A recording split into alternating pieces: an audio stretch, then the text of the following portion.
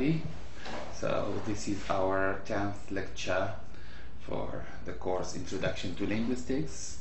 It's entitled Semantics, and after the introduction we'll talk about the conceptual and associative meaning, semantic features, semantic roles, agent and theme, instrument and experiencer, location, source and goal, lexical relations, synonymy, antonymy, hyponymy, prototypes, homophones and homonyms, polysemy, metonymy, collocation. So, what is semantics? Semantics is the study of the meaning of words, phrases, and sentences. Linguistic semantics deals with the conventional meaning conveyed by the use of words, phrases, and sentences of a language. For example, fire department. Okay, so we call what is there is something called fire department.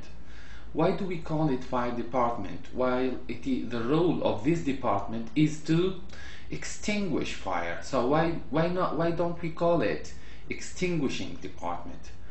And if you go to a doctor may prescribe you pain pills. So these pain pills are meant to relieve pain. So why don't we call them relief, pills? Conceptual and associative meaning. What is conceptual meaning? Conceptual meaning is the basic components of meaning conveyed by the literal use of words. So what is meant by conceptual meaning is that what the word means literally, without looking deep in the meaning of that word. Simply what the word expresses. Associative meaning is the type of meaning that people might connect with the use of words. Example, needle. So whenever I say needle, so some people may think of something painful. That is not part of conceptual meaning. So the conceptual meaning is the literal meaning, what the word exactly means. But the associative meaning goes beyond what the word expresses literally. Poets usually, and novelists, advertisers, and lovers may be very interested in using words in such a way that certain associative meanings are evoked, and literary critics often write about this aspect of language use. So usually these are in literary works. We have the associative meaning. Semantic features. So we have studied that a sentence may be a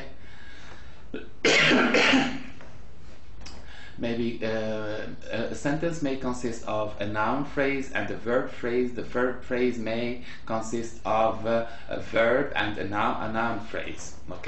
But what we will read now, or what we will see now on this slide, as the noun phrase, the first noun phrase you can see, the hamburger at the boy. So grammatically, this sentence is syntactically good. There is a noun phrase, verb phrase. The verb phrase consists of a verb and another noun phrase.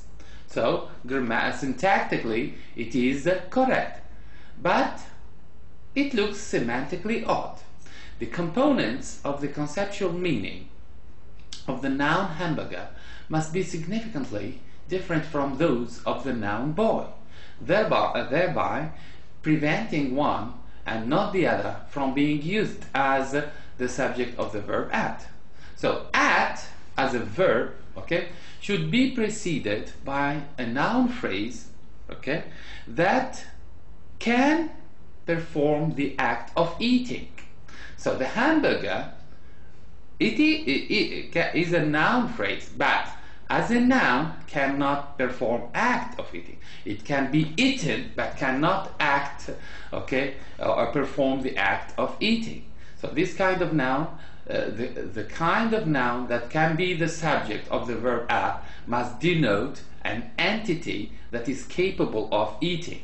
The noun hamburger does not have this property, and the noun boy does. That's why the normal sentence should be, okay, the boy ate the hamburger. So, how can we classify nouns according to semantic features? The simple example is an illustration of a procedure for analyzing meaning in terms of semantic features. Features such as animate, plus or minus, plus animate, minus animate, plus human, minus human, plus female, minus female, for example, can be treated as the basic elements involved in differentiating the meaning of each word in the language from every other word. So there are usually some semantic features that are taken into consideration to make a difference between one word and the other. Okay, so if we look at the examples you have presented in the chart on this slide, okay, so you have the word table, horse, man, boy, girl, woman, and we are going to identify their semantic features according to being or not animate, human, female, or adult. As you can see, for the table, it's minus for everything. As for the horse, it is plus for animate, it can move, okay, it is plus animate, and plus adult, it can be adult as well, okay. For the man, it is plus animate and plus human, boy plus animate plus human plus adult, okay, and the girl plus animate human female, and the woman is plus all, okay. The woman is animate plus human plus female plus adult, okay. So it may not be as easy to come up with the neat components of the meaning.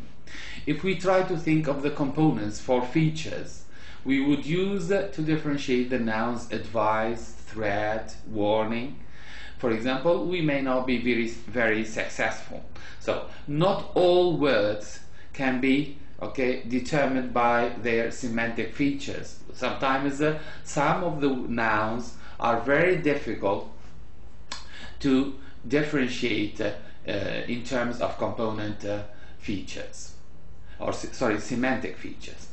Part of the problem seems to be that the approach involves a view of words in a language as some sort of containers that carry meaning components. Not all words are like containers that contain something and they carry these meanings like a container.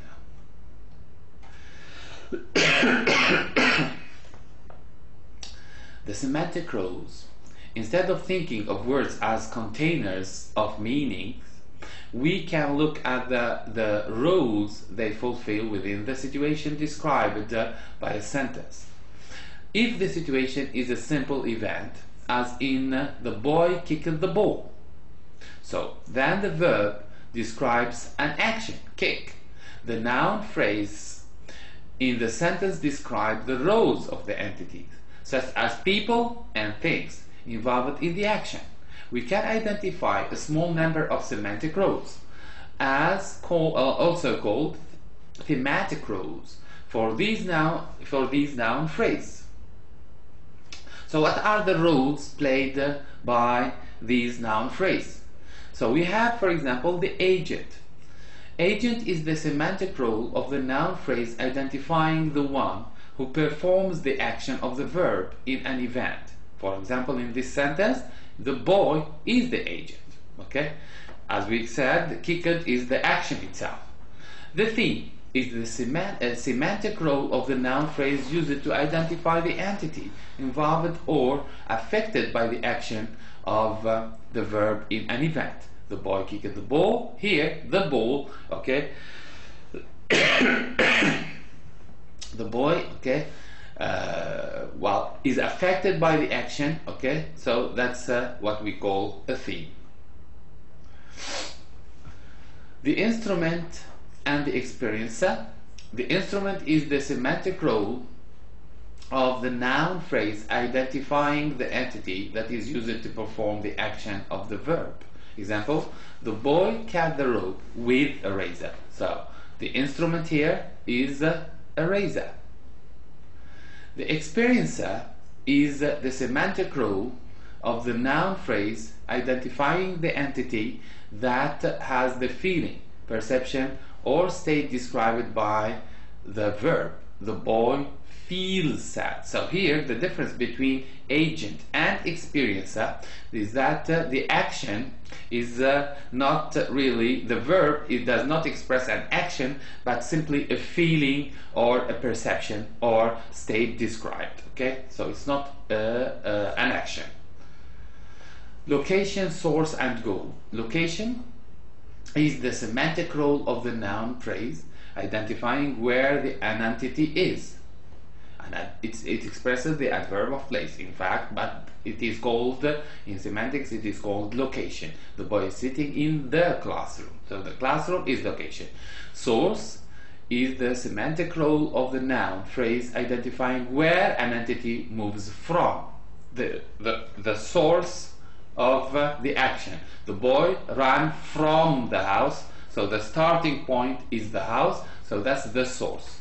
The goal is the semantic role of the noun phrase identifying where an entity moves to, so the direction, okay, the goal. So the boy walked to the window, so the window is the goal of the boy. Lexical relations.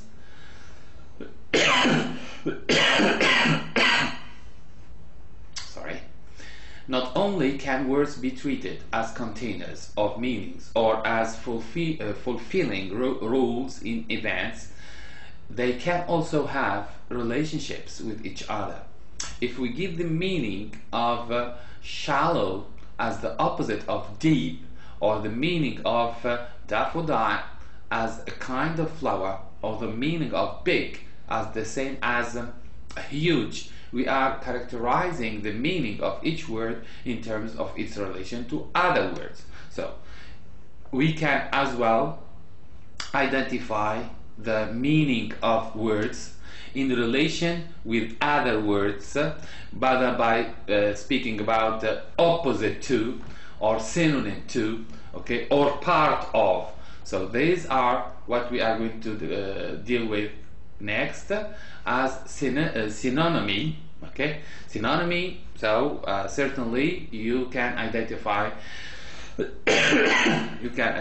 word synonym from this noun. Synonymy is the lexical relation. Is the lexical relation in which two or more words have very closely related meanings. For example, conceal is a synonym of hide. We should keep in mind that the idea of sameness of meaning used in discussing synonymy is not necessarily total sameness. Purchase, for example, is the synonym of buy, but usually we use purchase in a formal situation, while buy can be used in an informal. So usually we should not think of total sameness, 100% synonyms. Certainly there are usually, okay, or most of the time there are slight differences between synonyms. Antonymy is the lexical relation in which words have opposite meanings. Shallow is an antonym of deep. Antonyms are usually divided into two main types: gradable, and non-gradable. Gradable means opposites along a scale, okay, and non-gradable, direct opposites. Gradable antonyms such as the pair big, small, can be used in comparative constructions like I am bigger than you. Also, the negative of one member, of one of them, okay, or the negative of big or the negative of small, okay, of a gradable verb does not necessarily imply the other. For example, if I say my car isn't old, that doesn't mean, okay, necessarily doesn't mean my car is new. So old is the opposite of new, but in order to understand whether these opposites are gradable or not, okay, we should look for the negative of one of them. If it conveys the opposite, that means they are non-gradable. If they are they do not convey the opposite, okay, so they are gradable antonyms.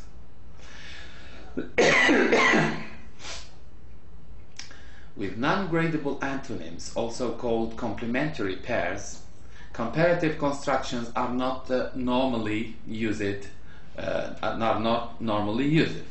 We don't typically describe someone as deader or more dead than another. So dead and alive, okay, these two adjectives are opposites, but we cannot use such adjectives in comparative form. So this is an indication, okay, of a non-gradable antonym. So we should think of using the words in for example, if they are adjective, in comparative form.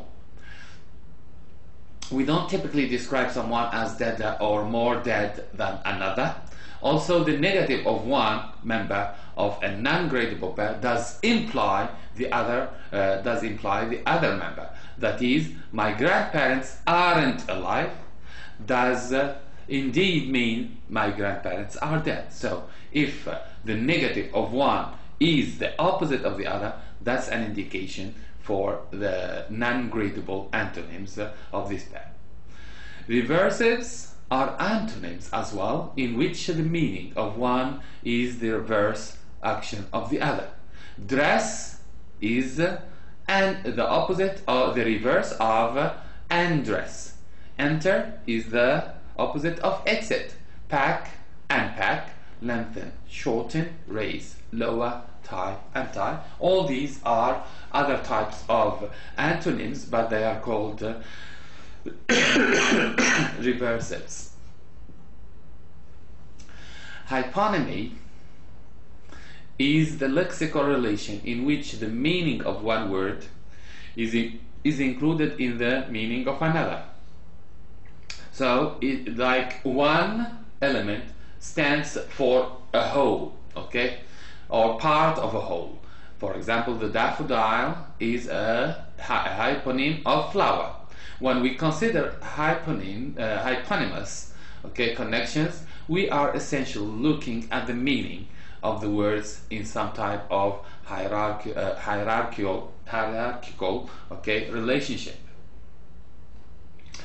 If we look at this presentation, okay, we will find living thing, okay, a living thing can be a creature or a planet, okay. So these are living entities or living things, creatures or plants. For the creatures we have animal, insect, but we can include as well people, human beings, okay. So the animals, we have dog, horse, snake. These are all animals. But as a dog we have poodle, as a snake we have asp, okay. Insect we have ant and cockroach.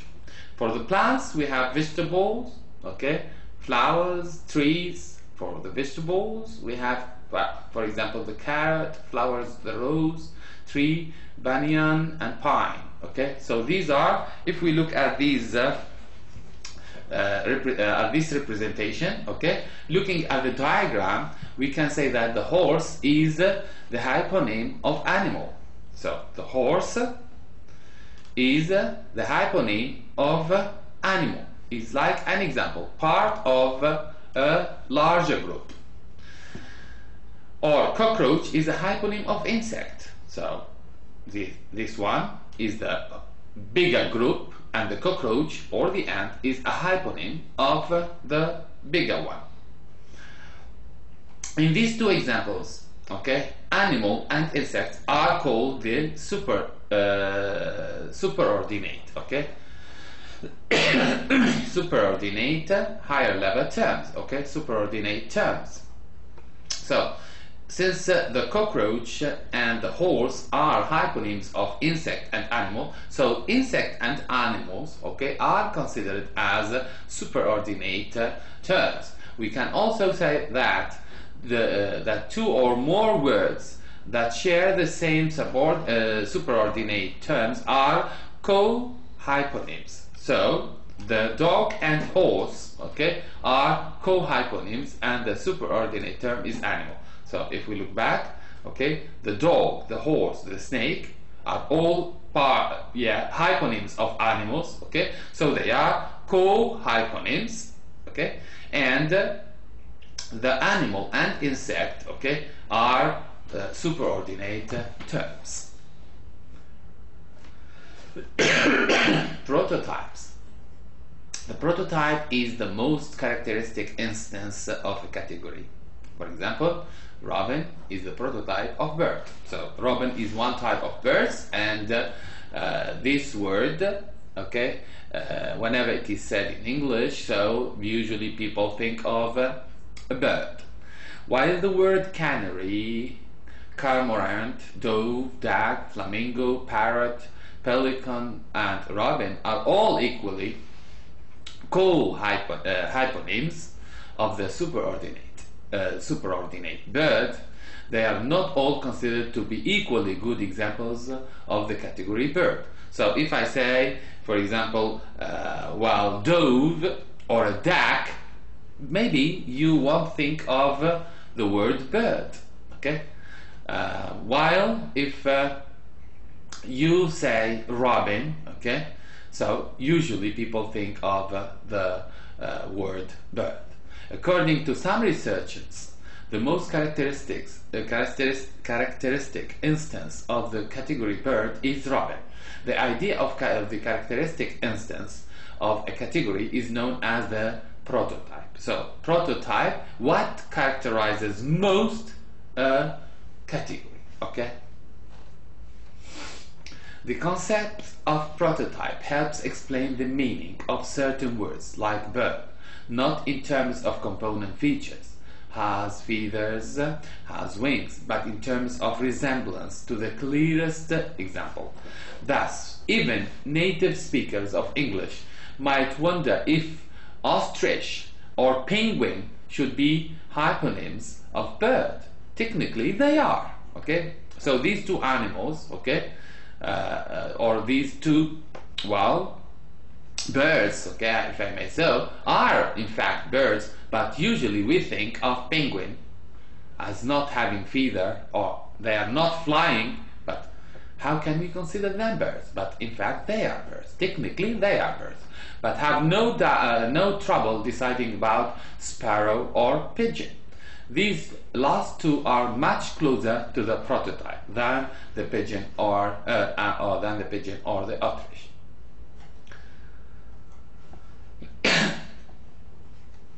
Okay. Homophones and homonyms. Homophones are two or more words with different forms and the same and have the same pronunciation. To, to. So these three words, okay, to go, me too, and the number 2. These are called homophones. So homophones, they have different forms, they are written differently, but they have the same pronunciation.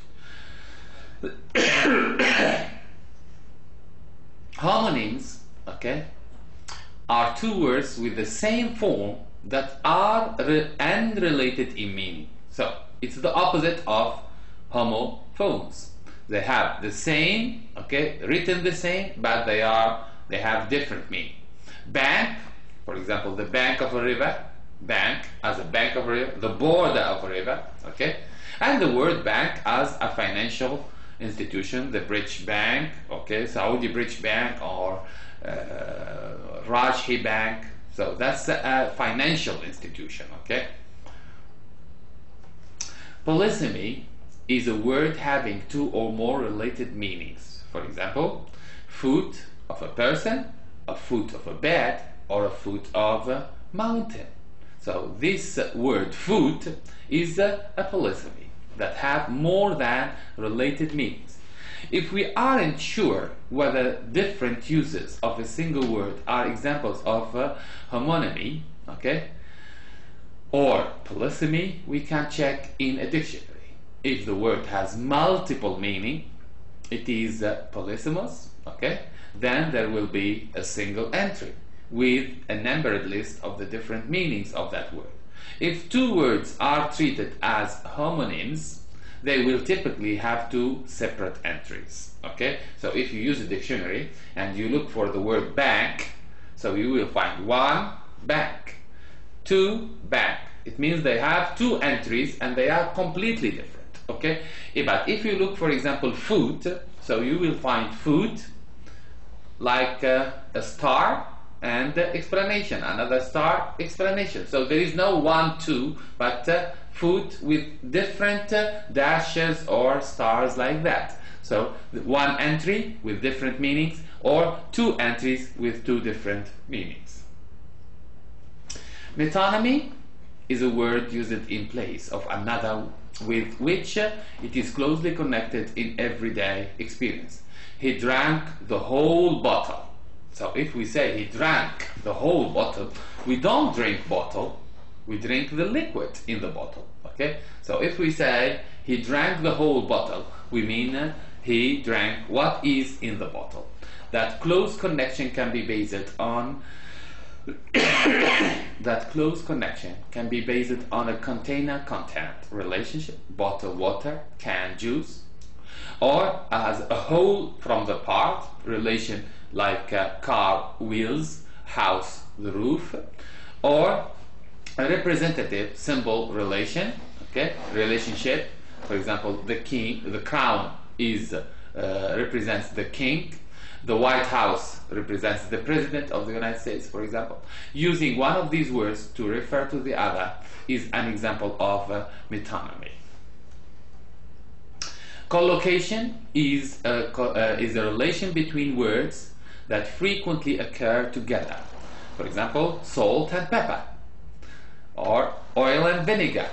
One way we seem to organize our knowledge, okay, of words is simply to the basis of collocation or frequently occurring together. Yeah, that's what we will discover as well later in the coming courses, how we organize words in our memory. So most of the time people say, researchers say that this is one way of organizing words in our minds, in terms of collocation, how words are the words that are related. For example, if you say school boy, so usually we say school boy, school girl. So these words come together most of the time. Okay, teacher, student, master, slave.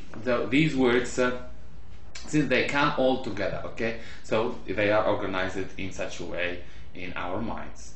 Thank you very much. So, and see you with the coming course, inshallah.